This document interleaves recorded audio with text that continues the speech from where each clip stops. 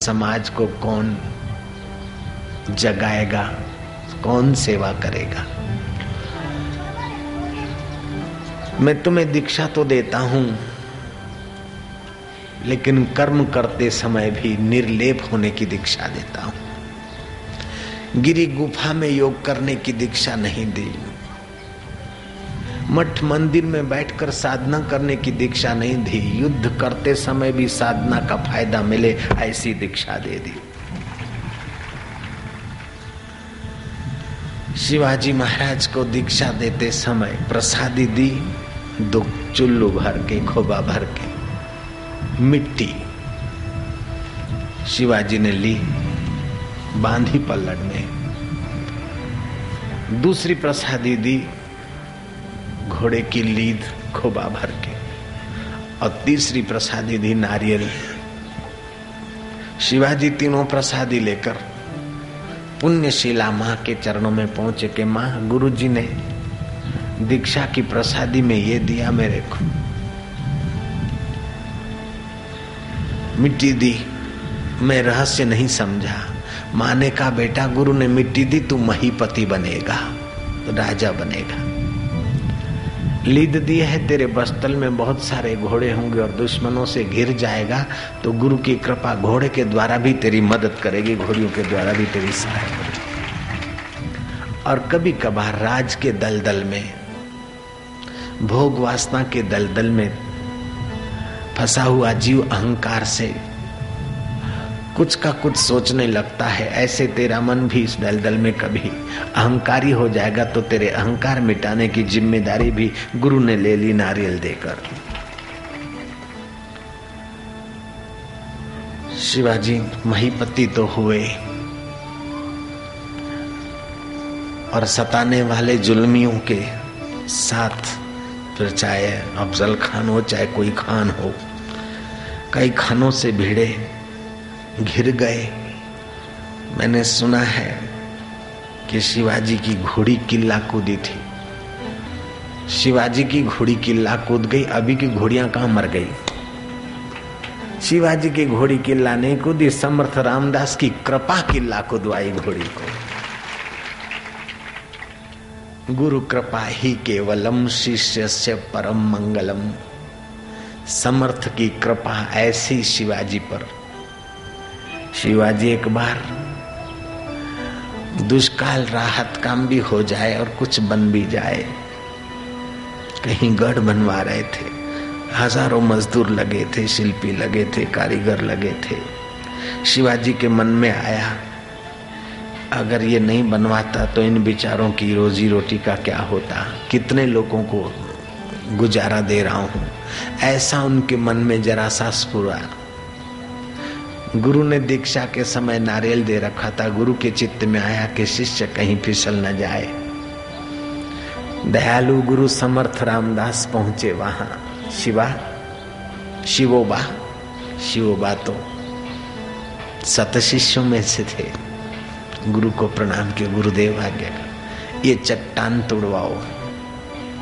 शिवाजी के इशारे से लग गए मजदूर, धां धां धां धां। बड़ी चट्टान शिला के 2 टुकड़े हुए। उसमें थोड़ा सा जगह थी, वहां पानी था अंदर। उस पानी में से मेढक निकला और मेढक के मुंह में खोराक। समर्थ कहते हैं, इसको भी तुम गुरुजी पहुंचाता है ना, तुम ही दिला, तुमने दिया इसको। शिवाजी का जो अहंकार थोड़ा सा स्फुरित हो रहा था, नाबूद हो गया, समर्थ के चरणों में पड़ा। शिवाजी दुश्मनों के साथ सरदार भिड़ते और विजय पताका फहरा कर आते। मैंने सुना है कि उनके फौजी दुश्मन पर विजय पाकर डोली में दुश्मन के यहाँ की कोई सुंदरी, कोई ललना को ले आए, आपके लिए हम तोहफा लाए हैं। जैसे और राजा शत्रु राजा की कन्या अथवा सुंदरियों को अपने घर में रख लेते हैं तोहफा समझकर, अथवा तो विलासिता के लिए। उन सरदारों ने समझा कि शिवाजी भी तो सम्राट है, सम्राट के लिए उपभोग के लिए ये तोहफा ले जाए। धन्य है शिवा की माँ जीजाईबाई को, और धन्य है शिवा की समझ को। शिवाजी ने देखा कि इस डोली में कौन है, कि बेगम है, रूप लावण्य अति सुंदरी, वह राजकन्या है, आपके उपभोग के लिए लाए, बहुत सुंदर है। शिवाजी कहते मुझे सुंदर होना होगा तो दोबारा ऐसी सुंदरी के गर्भ से जन्म लूंगा, अभी तो ये मेरी बहन है, मेरी माँ है, इसको आदर से छोड़ कर आओ। क्या भारतीय संस्कृति है। राजवी पुरुष में भी साधुताई के गुण, ये सत्संग की बलिहारी है।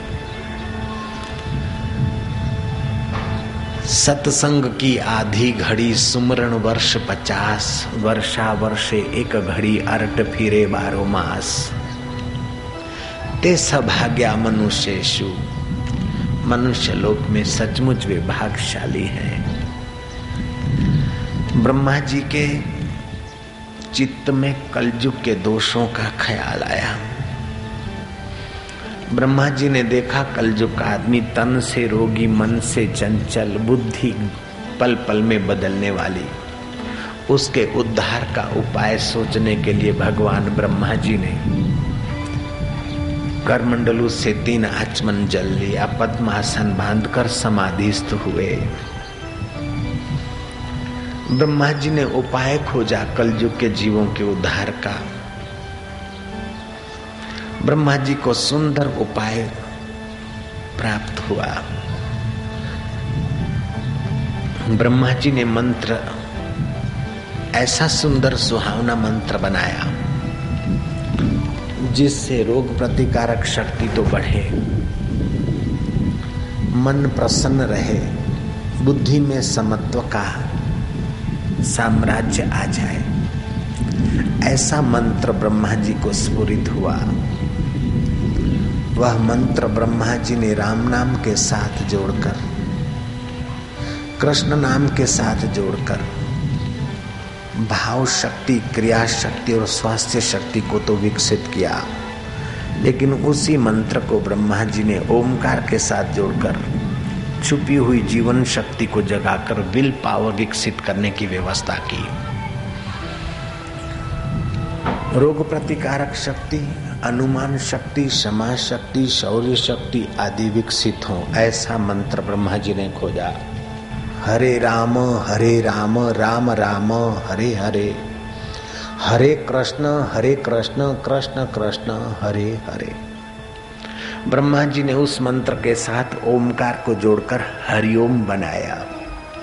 हरिओम मंत्र 7 बार उच्चारण करो तो आपकी नाभि केंद्र में आध्यात्मिक आध्यात्मिक तन्मात्राएं क्रिएट होती है, जो हताशा निराशा को भगा देती है। अनुमान शक्ति, क्षमा शक्ति, शौर्य शक्ति का विकास करती है। 7 बार जपने के बाद रोग के कीटाणु भाग खड़े होते हैं। ऐसा मंत्र देकर ब्रह्मा जी ने कलयुग के जीवों का बड़ा उपकार किया। सिख धर्म के आदि गुरु को अनुभव हुआ और उन्होंने गाया, भयनाशन दुर्मति हरण, भयनाशन दुर्मति हरण, कली में हरि को नाम, कली में हरि को नाम, निश दिन नानक जो जपे, निश दिन नानक जो जपे, सफल हो वही सब काम, सफल हो वही सब काम। भय का नाश, दुर्मति को दूर करने वाला कलयुग में हरि का नाम है। हम लोग हरि नाम उच्चारण करते हैं तो हमारी रगें पवित्र होती है, हमारे रक्त के कण पावन होते हैं। हरि नाम की ताली बजाते हमारे हाथ पावन होते और एक्यूप्रेशर के नियम अनुसार रोग प्रतिकारक शक्ति तो बढ़ती है हरि नाम से, और कीर्तन का वातावरण भी बनता है। नसों में भी फायदा, रोग प्रतिकारक शक्ति